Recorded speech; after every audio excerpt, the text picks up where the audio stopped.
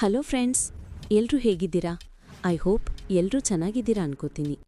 ಇವತ್ತಿನ ಒಂದು motivational story. ಆಕಾಶ ಮುಟ್ಟಿದ ಹಕ್ಕಿ, ದ ಸ್ಕೈ ಟಚಿಂಗ್ ಬರ್ಡ್. ಒಂದಾನೊಂದು ಕಾಲದಲ್ಲಿ ಮಲೆನಾಡಿನ ಒಂದು ಸಣ್ಣ ಹಳ್ಳಿಯಲ್ಲಿ ಆರವ್ ಎಂಬ ಹೂಗ ಇದ್ದ.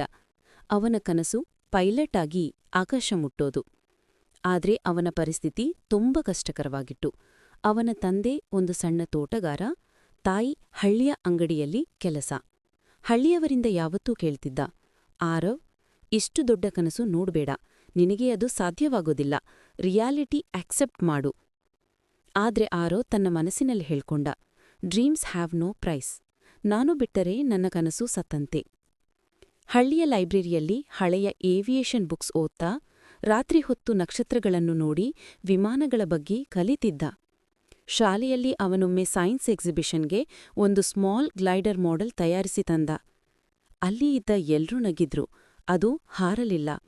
ಆದ್ರೆ ಅವನ ಫಿಸಿಕ್ಸ್ ಟೀಚರ್ ಮಾತ್ರ ಅವನಿಗೆ ಹೇಳಿದ್ರು, failure is not the end Aarav, ಅದು ಸಕ್ಸಸ್ಗಾಗಿ ಒಂದು ಸ್ಟೆಪ್ ಮಾತ್ರ. ದಿನಗಳು ಹೀಗೆ ಹೋದವು. ಆರವ್ ಕಾಲೇಜ್ ಸೇರಲು ಟೌನ್ಗೆ ಹೋದ. ಅಲ್ಲಿ ಅವನು ಹಲವಾರು ಆಡ್ ಜಾಬ್ಸ್ ಮಾಡುತ್ತಾ ತನ್ನ ಫೀಸ್ ಹಾಕುತ್ತಿದ್ದ. ಕೆಲವೊಮ್ಮೆ ಹೋಟೆಲ್ ಪ್ಲೇಟ್ಸ್ ತೊಳೆಯುತ್ತಿದ್ದ, ಕೆಲವೊಮ್ಮೆ ಬುಕ್ ಸೇಲ್ ಮಾಡ್ತಿದ್ದ. ಓದಿನ ಜೊತೆಗೆ ಸಿಮ್ಯುಲೇಟರ್ ಪ್ರಾಕ್ಟೀಸ್ ಮಾಡಲು ಅವನು ದಿನಕ್ಕೆ 3-4 ಗಂಟೆ ನಿದ್ರೆ ಮಾತ್ರ ಮಾಡ್ತಿದ್ದ. ಒಮ್ಮೆ ಒಂದು big flight school scholarship test ಹಂಚಿಕೊಂಡಿತು. ಎಲ್ರೂ ಅದನ್ನು ಟೂ ಟಫ್ ಎಂದು ಕರೆದರು. ಆದ್ರೆ ಆರವ್ ತಾನು ಎದುರಿಸಿದ ಕಷ್ಟಗಳನ್ನು ನೆನೆದು ಹೆದರಾಗದೆ ಅಪ್ಲೈ ಮಾಡಿದ್ದ. ಎಕ್ಸಾಮ್ ಡೇ ಅವನು ನೆನೆದದ್ದೇ ಟೀಚರ್ನ ಮಾತು, don't let fear clip your wings. ಅವನು ಟೆಸ್ಟ್ ಪಾಸ್ ಮಾಡಿದ. ಇಂಟರ್ವ್ಯೂವಿಯಲ್ಲಿ ಒಂದು ಸೀನಿಯರ್ ಪೈಲಟ್ ಅವನನ್ನು ಕೇಳಿದ, ನಿನ್ನ ರಿಸೋರ್ಸಸ್ ಕಡಿಮೆ ಇದ್ದಾಗಲೂ ನೀನು ಹೇಗೆ ಮುಂದುವರೆದೆ?